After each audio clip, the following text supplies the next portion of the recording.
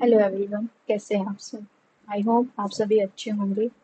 तो आज की क्लास में हम पढ़ने वाले हैं हड़प्पा सिविलाइजेशन, जिसे हम इंडस वैली सिविलाइजेशन भी कहते हैं। इससे पहले हम एंशियंट हिस्ट्री में स्टोन एज को कंप्लीट कर चुके हैं। स्टोन एज की प्लेलिस्ट आपको हमारे चैनल पर मिल जाएगी, आप उसे चेकआउट कर सकते हैं। तो चलिए स्टार्ट करते हैं आज की हमारी class. Harappa civilisation.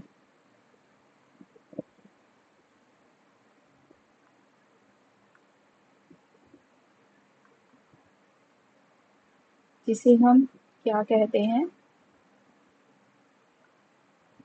Indus valley civilisation.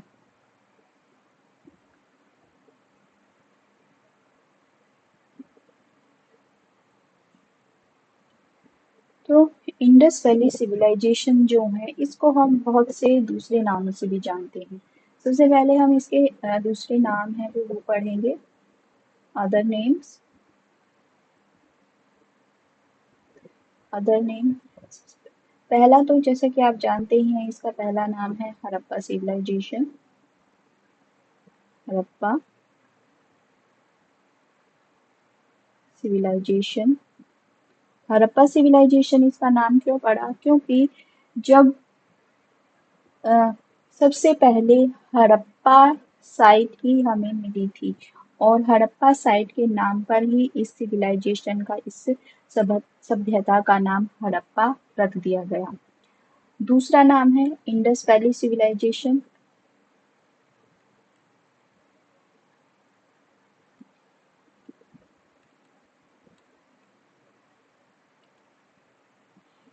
Indus valley civilisation इसका नाम क्यों रखा गया, क्योंकि इसके मोस्टली जो साइट्स हैं वो इंडस वैली का जो एरिया है, इंडस जो रिवर है उसके आसपास ये मिले हैं, इसलिए इसे इंडस वैली सिविलाइजेशन कहते हैं।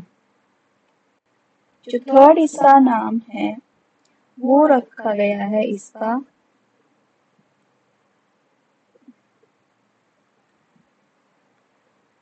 Bronze age civilisation.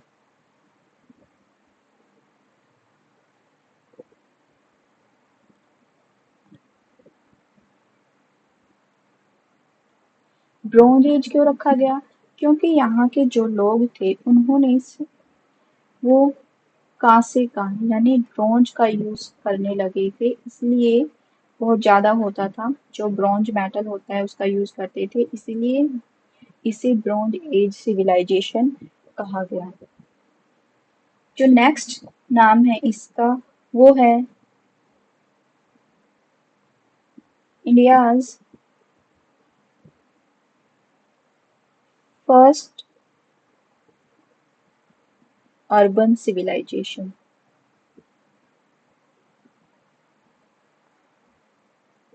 यानी भारत की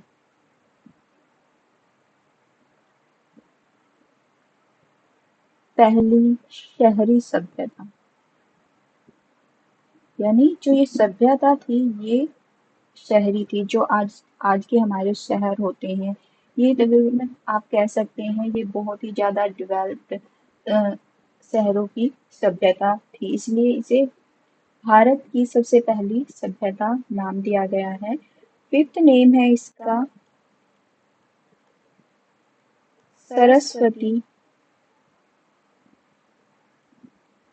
खग्गर सभ्यता। इसके जो इंडिया की बहुत सी साइट हैं वो सरस्वती और घग्गर जो रिवर है उसके एरिया में मिली है, इसलिए इसे घग्गर सरस्वती घग्गर सभ्यता का नाम भी दिया गया है। अब बात करते हैं इनकी कंटेम्प्रेरी सिविलाइजेशन की, यानी जो हड़प्पा सभ्यता थी, इंडस वैली सिविलाइजेशन थी, उसकी कंटेम्प्रेरी सभ्यता। कंटेम्प्रेरी का मतलब होता है कि उसी समय पर समकालीन, यानी जब हड़प्पा सभ्यता फली फूली थी तो उस टाइम दूसरे कंट्री के दूसरे पार्ट में कौन सी सभ्यताएं फल फूल रही थी। तो इसकी कंटेम्परेरी सभ्यताएं हैं मेसोपोटामिया,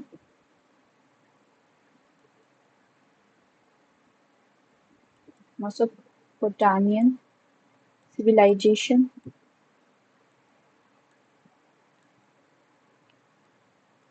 जो मेनली कहाँ पर फैली, जो हमारा आज की दजला और फरात नदियां हैं,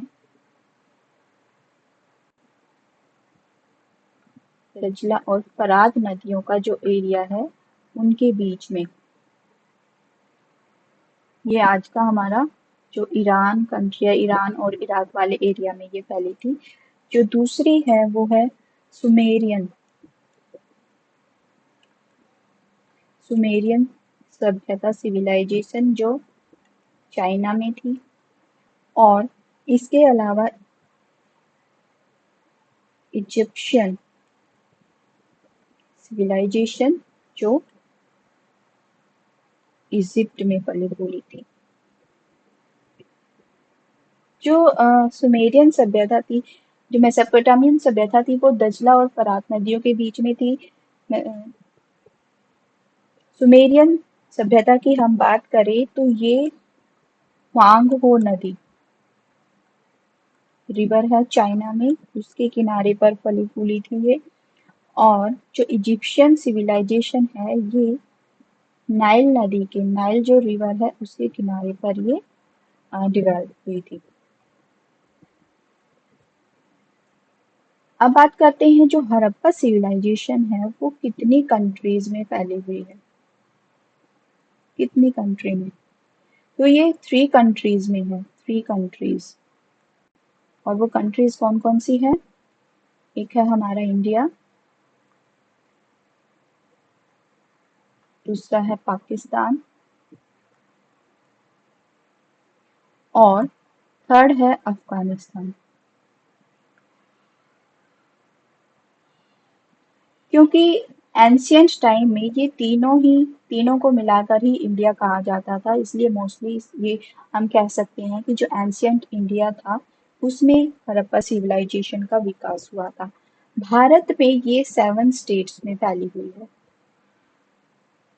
7 स्टेट्स में ये फैली हुई है। और कौन कौन से स्टेट है वो, फर्स्ट है राजस्थान, सेकंड हरियाणा, थर्ड में Punjab, fourth UP, fifth Maharashtra, sixth पर आता है हमारा गुजरात और सेवेंथ है जम्मू एंड कश्मीर। तो ये है 7 स्टेट इंडिया के जिनमें ये सभ्यता फैली हुई थी। अब इनके सोर्स की, इसके सोर्स की हम बात करें तो हड़प्पा जो सभ्यता थी, हड़प्पा सिविलाइजेशन थी, जो उसके सोर्स क्या है, किस बेस पर हम कह सकते हैं कि ये जो सिविलाइजेशन थी वो इंडिया में, पाकिस्तान में और अफगानिस्तान में फैली हुई थी। तो इसके जो सोर्स है वो है आर्कियोलॉजिकल एविडेंस।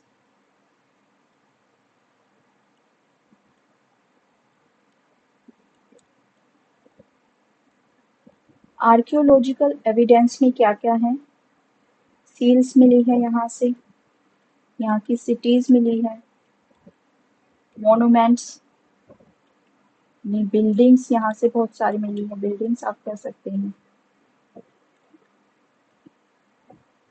बिल्डिंग्स हैं और स्टैचूज यहाँ से मिले हैं। और इसके अलावा बहुत सारी दूसरी जो शेप्स हैं और आप कह सकते हैं बर्तन, वेयर्स यहाँ से मिले हैं। इनके बेस पर ही हम कह सकते हैं कि जो हड़प्पा सिविलाइजेशन है वो इन 3 कंट्री में फैली हुई है। यहाँ पर लोग लिखना तो जानते थे, यहाँ की जो स्क्रिप्ट थी लिखना जानते थे लोग, लेकिन उसे आज तक पढ़ा नहीं जा सका है, नॉट डेसिफर्ड यट। का मतलब क्या है, जो वहाँ की स्क्रिप्ट थी आज तक उसे पढ़ा नहीं गया है।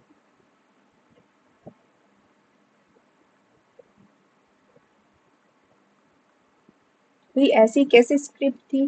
तो यहाँ की जो स्क्रिप्ट थी वो पिक्टोग्राफ थी। पिक्टोग्राफिक स्क्रिप्ट थी यानी कि चित्राक्षर। चित्राक्षर का क्या मतलब हुआ? कुछ यहाँ पे कि पिक्चर बना देते थे लोग, पेंटिंग बना देते थे और कुछ अक्षर मिले हुए हैं, चित्रों के साथ साथ कुछ अक्षर मिले हुए हैं जिसे हम पिक्टोग्राफिक बोलते हैं। वो इसकी लिपि थी और जिसे आज तक भी पढ़ा नहीं गया है। तो अब इसकी डिस्कवरी की बात करते हैं। जो डिस्कवरी का इतिहास है इसका, history of discovery, history of discovery यानी सबसे पहले इसे किसने खोजा था। तो इसकी जो हिस्ट्री की हम बात करें, डिस्कवरी की हम बात करें तो सबसे पहले 1826 एडी में, यानी इस टाइम पर भारत में जो ब्रिटिशर्स का रूल था, इस टाइम पर एक ब्रिटिश ऑफिसर थे, ब्रिटिश ऑफिसर जिनका नाम था चार्ल्स मैसन। इन्होंने सबसे पहले हड़प्पा का जो माउंट ऑफ हड़प्पा, उसके माउंट ऑफ हड़प्पा मतलब हड़प्पा के जो टीला है उसकी खोज की थी। हड़प्पा के टीले की खोज इन्होंने सबसे पहले की थी। फिर उसके बाद, क्योंकि उस टाइम पर इंडिया में ब्रिटिशर का रूल था तो इनकी बात पर किसी ने ध्यान नहीं दिया। तो उसके बाद फिर 1856 एडी में, 1856 एडी में क्या हुआ, कराची से लाहौर तक,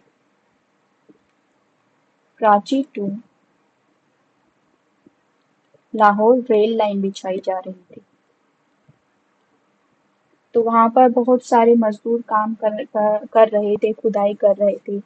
तो उन्हें इस टाइम पर क्या हुआ, यहाँ पर उन्हें हड़प्पा के अवशेष मिले, एविडेंस, दीवारें मिली, ईंटें मिली वहां से, एविडेंस ऑफ हड़प्पा। यहाँ से क्या मिला उन्हें, बहुत सारी ईंटें, ब्रिक्स और वॉल्स के एविडेंस उन्हें यहाँ से मिले। और ये किन्हें मिले थे, ये दो ब्रिटिशर्स थे,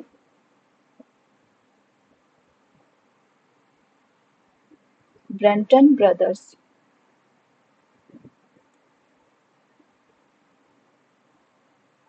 ब्रेंटन ब्रदर्स दो भाई थे, ये दोनों ब्रिटिशर्स थे। इन दोनों को ये ब्रिक्स और वॉल्स हड़प्पा में सबसे पहले मिली थी, उसके बाद मिली थी। फिर बात आती है 1921 एडी में। 1921 एडी में थे जो R D Sahni. R D Sahni मतलब राय बहादुर, इनका पूरा नाम है राय बहादुर दयाराम साहनी।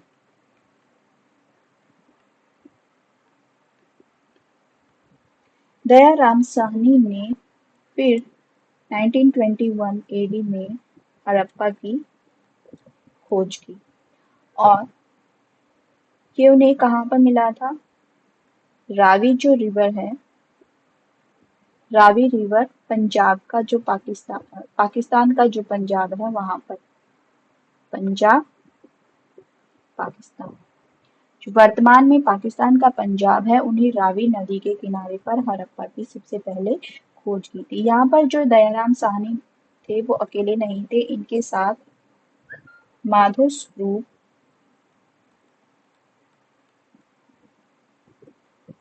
माधो स्वरूप वत्स भी इनके साथ थे, इनका साथ दिया था। इस टाइम पर जो इंडियन आर्कियोलॉजिकल डिपार्टमेंट था, जो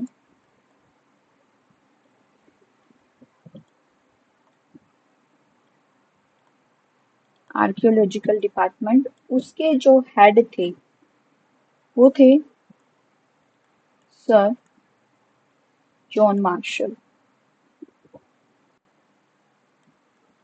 सर जॉन मार्शल के नेतृत्व में, इनकी अध्यक्षता में, इन्होंने आर.डी. साहनी और माधव स्वरूप वत्स ने 1921 एडी में रावी नदी के किनारे पंजाब के पाकिस्तान में हड़प्पा की खोज की थी।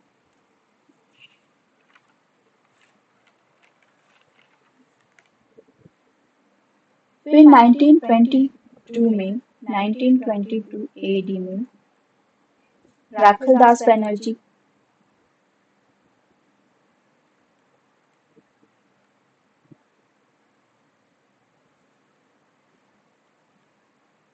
राखलदास बनर्जी ने पाकिस्तान का जो लरकाना जिला है, लरकाना डिस्ट्रिक्ट, वहां पर इन्होंने क्या किया, उन्होंने मोहनजोदारो की खोज की। मोहनजोदारो की खोज की इन्होंने। और जो मोहनजोदारो है, ये कहाँ पर है? ये सिंधु, ये इंडस नदी के, सिंधु नदी के किनारे पर है।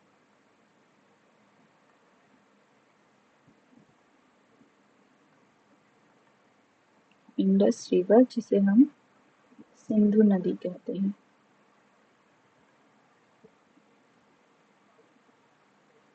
अब बात करते हैं जो सिंधु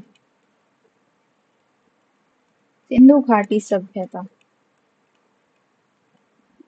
यानी कि इंडस वैली सिविलाइजेशन। इस वर्ड की बात करें, ये वर्ड सबसे पहले किसने यूज किया था? ये वर्ड सबसे पहले यूज किया था सर जॉन मार्शल ने, जो इस समय जो इंडियन आर्कियोलॉजिकल डिपार्टमेंट था उसके हेड थे। क्योंकि सबसे पहले हड़प्पा साइट की खोज की गई थी, इसीलिए इस सिविलाइजेशन का नाम हड़प्पा सिविलाइजेशन रखा गया था। और जो इसके 80% जो साइट्स थे वो कहाँ पर थे? जो इंडस और जो गंगा वैली है, इंडस और गंगा वैली के रीजन में मिले थे, जहां पर कभी सरस्वती नदी बहती थी। सरस्वती नदी बहती थी, जो अब विलुप्त हो गई है, गायब हो गई है, लेकिन उस टाइम पर थी, इसीलिए इसे क्या कहा गया है? सरस्वती घग्गर सभ्यता भी इसे कहा गया है। अब बात करते हैं हम इनके चरण की, यानी जो हड़प्पा सभ्यता थी उसके कितने चरण थे। हड़प्पा सभ्यता के चरण की बात करें तो इसके 3 चरण थे। फर्स्ट है प्राक हड़प्पा सभ्यता, जिसे क्या बोला जाता है? प्री हड़प्पन सिविलाइजेशन, यानी जो हड़प्पा सभ्यता थी उससे पहले की। और दूसरा है mature Harappan civilisation.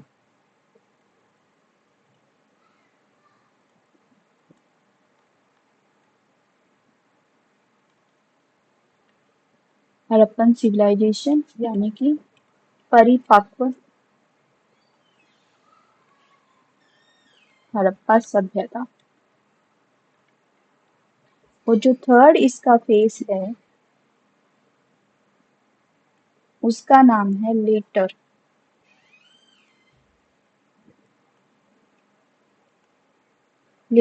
Harappan civilisation, यानी हड़प्पा के बाद में उत्तर हड़प्पा सभ्यता।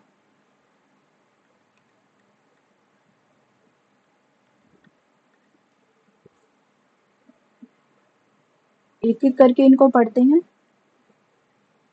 सबसे पहले है प्री हड़प्पन सिविलाइजेशन।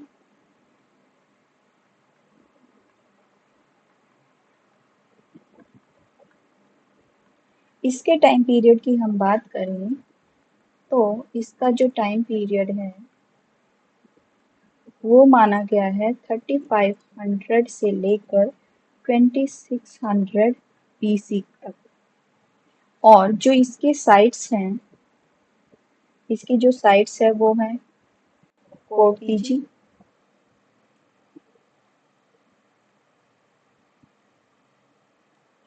दूसरा है सौथी, थर्ड आमरी, फोर्थ है रहमान ठेरी,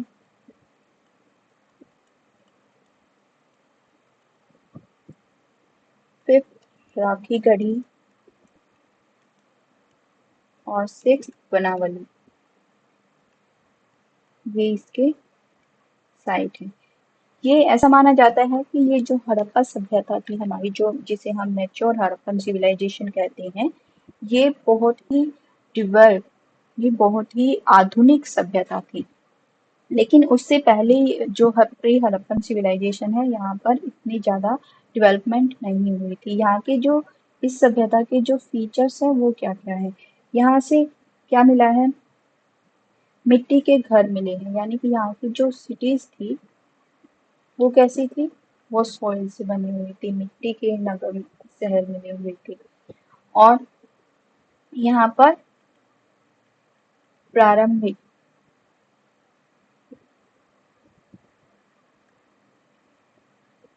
यहाँ से क्या मिला है, प्रारंभिक व्यापार के यहाँ से साक्ष्य मिले हैं, यानी इतना ज्यादा विकसित नहीं था यहाँ का व्यापार, प्रारंभिक था, अपनी प्री स्टेज में था।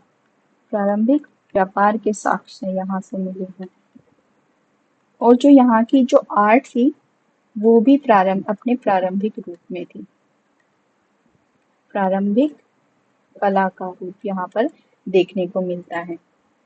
और जो लेकिन जो परिपक्व है वहां पर, यहाँ पे हम बात करते हैं जो मेच्योर है, उसमें जो घर हैं वो किसके मिले हैं, पकी हुई ईंटों के मिले हैं, पकी ईंटों के घर मिले हैं। व्यापार की हम बात करें तो यहाँ पर इंटरस्टेट जो व्यापार था वो भी होता था, इंटरस्टेट ट्रेड होता था, और उसके साथ साथ विदेशों से भी व्यापार होता था। और यहाँ की जो कला है, कला के यहाँ पर अलग अलग रूप हमें देखने को मिलते हैं।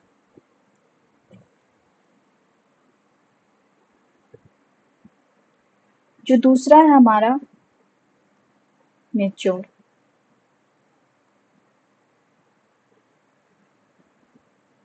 Mature Harappan civilisation. तो ये होता है मेन, इसे ही हम पढ़ते हैं और मोस्टली एग्जाम इसी से पूछे जाते हैं। तो जो इसका जो टाइम निर्धारण है, काल निर्धारण है, यानी डिटर्मिनेशन ऑफ टाइम, काल निर्धारण इसका कैसे किया गया।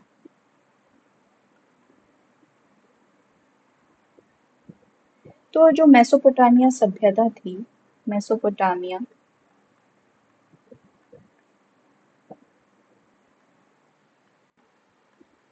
मेसोपोटामिया में दो जगह थी, एक था उर और दूसरी है किश। इन दो जगहों पर हड़प्पा की मोहरें मिलेंगी, हड़प्पा मोहरें यानी सील यहाँ से मिली है। उन सीलों के बेस पर हड़प्पन सिविलाइजेशन का टाइम डिसाइड किया गया है, इसका काल निर्धारण किया गया है। जो मेसोपोटामिया सभ्यता थी वहां पर इसे हड़प्पन सिविलाइजेशन को क्या कहा गया है, इंडस वैली सिविलाइजेशन से। मेसोपोटामिया में एक अभिलेख मिला है, सारगोन का अभिलेख, सारगोन अभिलेख। ये कहाँ से मिला है, ये मिला है मेसोपोटामिया से।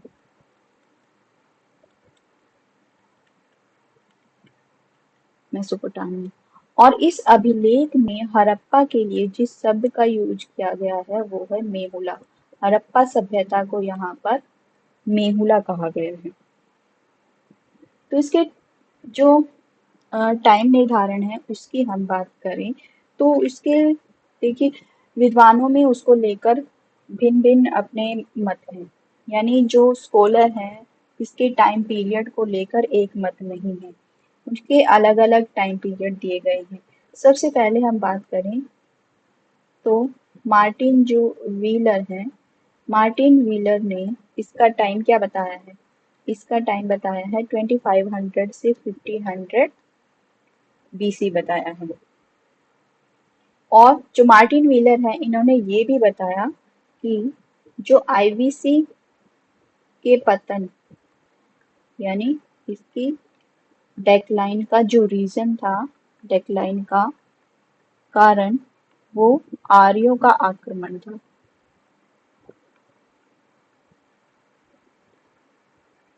आर्यों का आक्रमण, इन्वेजन ऑफ आर्यंस।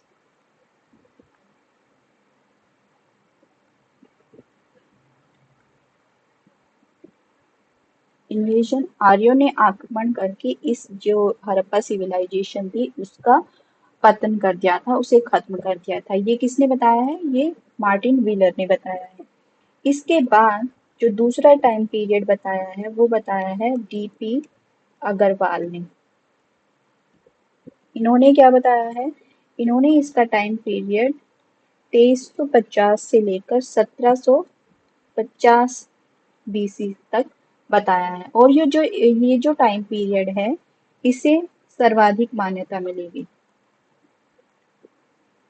सर्वाधिक मान्य है, यानी मोस्टली जो स्कॉलर हैं इस टाइम पीरियड को सही मानते हैं। और ये जो टाइम पीरियड है ये कैसे निर्धारित किया गया है, इसे निर्धारित किया गया है जो कार्बन 14 डेटिंग होती है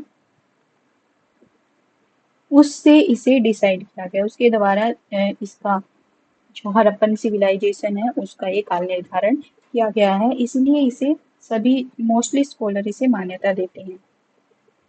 इसके बाद है सर जॉन मार्शल। सन जॉन मार्शल ने इसके टाइम पीरियड को लेकर क्या कहा कि जो इसका टाइम पीरियड था 3250 से लेकर 2750 BC तक था। फिर उसके बाद आते हैं ई मैके। ई मैके ने क्या बताया, इसका जो टाइम पीरियड है वो 2800 से 2500 BC के बीच में बताया।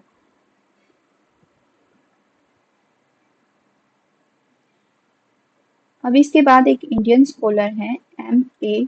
वत्स। M.A. वत्स ने बताया है 3500 से लेकर 2500 BC के बीच में। फिर आते हैं डेल्स,